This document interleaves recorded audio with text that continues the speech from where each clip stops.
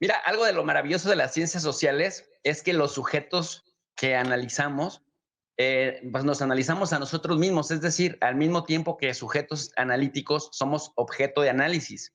Y justamente cuando vemos correlaciones, causalidades, frecuencias, Hernán, lo que vemos es que como somos seres complejos y cambiantes, pues también nuestro objeto de estudio cambia, es decir, cambia de inercias, cambia, toma decisiones, a veces es cíclico, por eso la importancia de las frecuencias. Y a mí no me asusta, por el contrario, como analista, como observador, estoy extasiado en el sentido de que estamos viendo cómo se activan nuevos paradigmas de hacer política. La política acartonada que llegamos a ver en tiempos de Salinas de Gortari, del mismo Ernesto Zedillo, más institucional, o incluso de Calderón, que de dientes para afuera decía algunas cosas. En la práctica ya vimos lo que sucede incluso con Genaro García Luna, que por cierto, Calderón sigue sin saber si sí o si no hacía cosas dentro de su administración. Pero para no desviarme, eh, me parece que es bastante interesante cómo López Obrador está observando el contexto en Estados Unidos, la debilidad en términos de legitimidad y de popularidad de muchos de estos actores políticos con los que interactúa. Fíjense cómo no actuaba de esa misma manera con Donald Trump, porque Donald Trump tenía otra manera de tratar, y me refiero a que fue habilidoso para decirle a cada quien lo que necesitaba decirle en su momento sin meterse en problemas, porque eso sí hace López Obrador.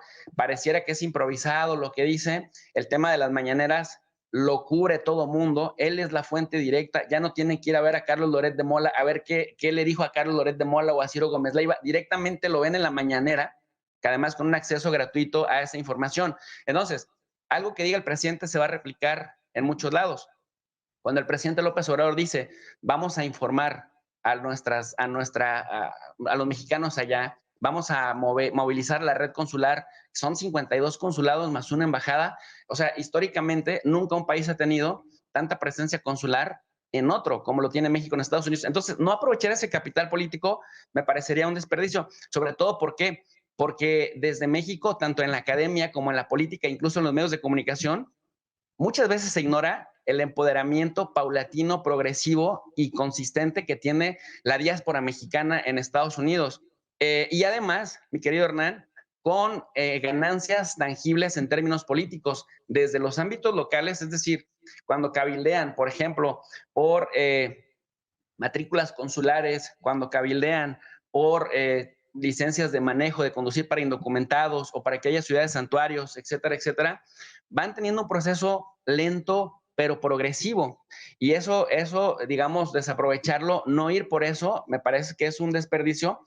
Y desde México históricamente se ha visto con una visión paternalista a los de allá y a sus hijos, y me parece que es un buen momento para activarlos. ¿Por qué? Porque efectivamente, como decía Gabriel, no es lo mismo solamente el cabildeo que meterse, digamos, participar electoralmente, pero sí se da el caso. Es decir, por ejemplo, Israel lo hace Armenia, lo hacen algunos otros países más Bien, discretamente, pero México no lo había hecho porque justamente había claro. una visión, una percepción más institucional de las cosas, Hernán. Gracias, Jesús. A ver.